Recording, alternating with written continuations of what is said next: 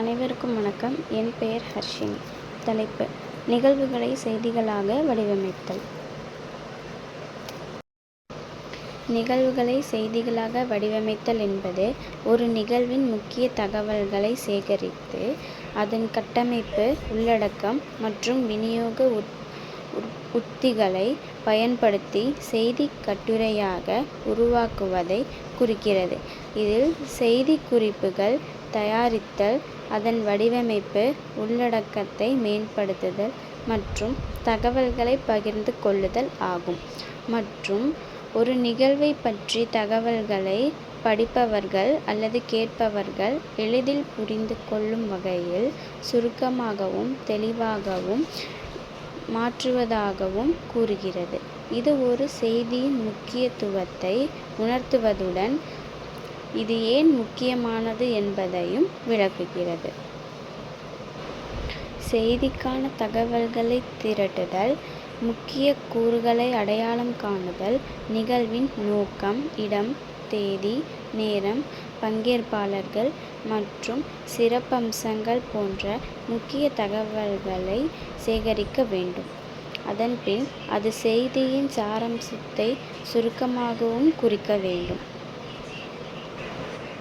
உள்ளடக்கத்தை உருவாக்குதல்: நிகழ்வின் சிறப்பம்சங்களை, மேற்கோள்கள் மற்றும் பிற தகவல்கள் போன்றவற்றை சேகரிக்க வேண்டும். அதன்பின் செய்தியின் மிக முக்கியமான தகவல்களை முதல் பத்தியில் சுருக்கமாக கூறுதல்.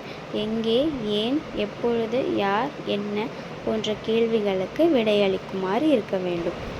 செய்தி குறிப்பை உருவாக்குதல், வடிவமைப்பு: செய்தி குறிப்பை சரியான வடிவமைப்பது முக்கியம்.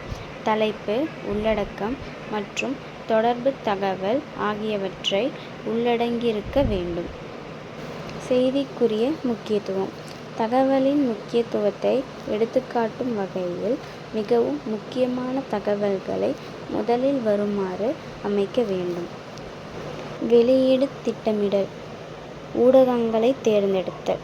செய்தி கட்டுரைகளை வெளியிட சரியான ஊடகங்களை தேர்ந்தெடுக்க வேண்டும். பத்திரிகைகள், தொலைக்காட்சி, வானொலி, சமூக வலைத்தளங்கள் போன்றவை இதில் அடங்கும். விநியோக உத்திகளை உருவாக்குதல்: தகவல்களை சரியான நேரத்தில் சரியான ஊடகங்கள் வழியாக பார்வையாளர்களுக்கு சென்றடையுமாறு விநியோக உத்திகளை உருவாக்க வேண்டும். நிகழ்வுகளை செய்திகளாக வடிவமைப்பதற்கான படிகள்: நிகழ்வை புரிந்து கொள்ளுதல், நிகழ்வின் முக்கிய அம்சங்களையும் அதன் பின்னணியையும் நன்கு புரிந்து கொள்ள வேண்டும். தலைப்பை தேர்ந்தெடுத்தல்: செய்தியின் சாராம்சத்தை உள்ளடக்கிய ஈர்க்கக்கூடிய தலைப்பை தேர்ந்தெடுக்கவும்.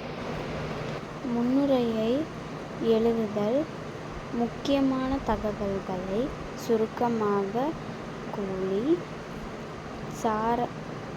வாசகர்களை ஈர்க்கவும்.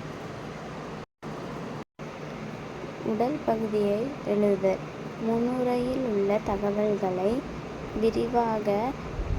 விரிவாக விளக்கவும், தொடர்புடைய தகவல்களை வழங்கவும். முடிவுரையை எழுதுதல்: செய்தியை சுருக்கமாக முடித்து முக்கிய தகவல்களை நினைவூட்டவும் மற்றும் செய்தியின் அனைத்து அம்சங்களையும் சமநிலையிலும் இருக்க வேண்டும்.